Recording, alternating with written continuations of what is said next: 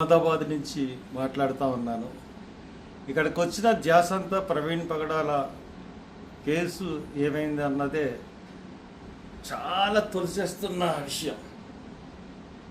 కారణం ఏంటంటే అది కంప్లీట్గా అది హత్య అన్నది చాలా క్లియర్గా మనకి ఎస్టాబ్లిష్ అవుతుంది రోజు రోజు.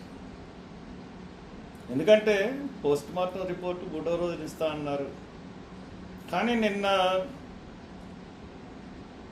ఈయన ఎస్పీ ప్రెస్ మీట్ పెట్టి ఇంకా పోస్ట్ మార్టం రిపోర్ట్ లేట్ అవుతుందని చెప్పేసి చెప్తా ఉన్నారు. 3 రోజుల్లో ఇవ్వాల్సిన పోస్ట్ మార్టం రిపోర్టు 2 వారాలు అయింది, 20 రోజులైంది, ఇప్పటి వరకు కూడా ఇవ్వని పరిస్థితి.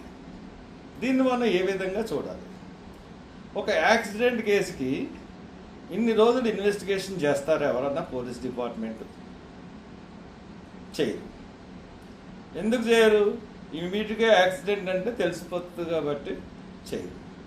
హత్య మీదే ఇన్వెస్టిగేషన్ చేస్తున్నారు, ముద్దాయిల్ని పట్టుకుంటారు అన్న ఒక కాన్ఫిడెన్స్తో సమాజం అంతా ఉంది మీ మీద, పోలీస్ డిపార్ట్మెంట్ మీద. మీరు ఈ పరిస్థితుల్లో మీరు మీ డ్యూటీలు చాలా సిన్సియర్గా చేయాల్సిన బాధ్యత. ప్రభుత్వం యొక్క ఆదేశాలను కూడా లెక్క చేయకుండా ప్రవర్తించాల్సిన బాధ్యత పోలీస్ ఇన్వెస్టిగేషన్ ఆఫీసర్లపైన ఉంది. ఏమాత్రం ఇది చేసి మీరు తప్పు చేస్తే మటుకు చాలా చాలా ప్రమాదంలోకి రాష్ట్రాన్ని తీసుకుని వెళ్ళిపోతారు. కారణం ఏంటంటే ఇది హత్యని మొత్తం సమాజం నమ్ముతుంది, రాష్ట్ర ప్రజలందరూ నమ్ముతున్నారు. ఒక పక్కన అనుమానాస్పద రీతిలో గాయాలు ఉన్నాయి, ఇంజరీస్ చాలా కాన్స్పిరసీ ఇంజరీస్ ఉన్నాయి. అంటే 17 ఇంజరీస్ బాడీ మీద ఉన్నాయి. బాడీ మీద మేము చూసినప్పుడు తల మీద కూడా కొట్టారు. హెల్మెట్ ఉండగా నడినెత్తి మీద ఎలా కొట్టగలరు, ముఖం మీద ఎలా కొట్టగలరు? ఇవన్నీ కూడా ఎవరికాళ్ళు నిర్దేశించుకుని ఎవరికాళ్ళు ఇది ఆ రోజున అనుకుని పెద్ద జనం వచ్చారు రాజమండ్రి. ఆ రోజున బాడీని తీసుకెళ్ళినప్పుడు 50 నుంచి 60 వేల మంది ప్రజలు వచ్చారంటే అదే హత్య అని పూర్తిగా నమ్మారు కాబట్టి వచ్చారు. ఈ ప్రజల యొక్క ఉద్దేశం అన్నది ఎప్పుడు నిజం అవుతుంది తప్పితే నిజం కాకుండా పోదు.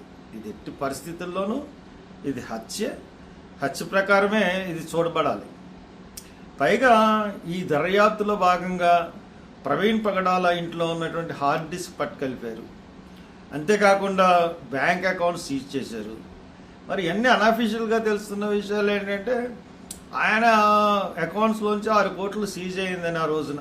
ఆయన హైదరాబాద్ నుంచి బయలుదేరిన తర్వాత 6 కోట్లు ట్రాన్సాక్షన్ జరిగిందని కూడా చెప్తున్నారు. How far it is true మనకు తెలియదు, కానీ బ్యాంక్ అకౌంట్స్ సీజ్ చేశారు. ఇది మరి బ్యాంక్ అకౌంట్స్ ఎందుకు సీజ్ చేస్తారు? డబ్బులు ట్రాన్సాక్షన్ అని అవ్వాలి, అయితే ఎక్కడి నుంచి డబ్బులు విపరీతంగా వచ్చి ఉండాలి. 2 కాదు. పైగా అతను income tax payee last year 98 lakhs కట్టారని నాకు తెలిసింది. ఇటువంటి పరిస్థితుల్లో కుటుంబాన్ని కూడా ఇవన్నీ చేసేటప్పటికి కుటుంబం భయపడిపోయే పరిస్థితి అని వస్తుంది. కాబట్టి కుటుంబం ఏమీ మాట్లాడలేదు, మనమే మాట్లాడాలి. కాబట్టి ఇది నేను పోలీస్ డిపార్ట్మెంట్ని కోరుతా ఉన్నాను. ఇప్పుడు డాక్టర్లు కానీ పోలీస్ శాఖలోని చాలా పెద్ద పెద్ద ఆఫీసర్లు కానీ చాలామంది నాతో మాట్లాడతారు. ఎందుకంటే ఎక్స్-ఎంపీని కాబట్టి మీరు వెళ్తున్న రైట్ ఖచ్చితంగా ప్రవీణ్ని హత్య చేసి చంపేశారు, దాంట్లో ఎటువంటి డోకా అవసరం లేదు. హర్ష కుమార్ గారు, మీరు కరెక్ట్గా వెళ్తున్నారు. అది హత్యని ఎప్పటికైనా తేల్చాల్సిందే, తేల్చి తీరుతుంది. ఒకవేళ ప్రభుత్వం బాగా ఒత్తిడి తెచ్చి ఇది హత్య కాదనుకుని కానీ చెప్పిందంటే అది ఖచ్చితంగా అబద్ధం అవుతుంది. ఇది యాక్సిడెంట్ కానే కాదు, హత్య చేస్తే తీసుకొచ్చి అక్కడ పడేశారు అన్నది స్పష్టంగా కనపడతా ఉంది.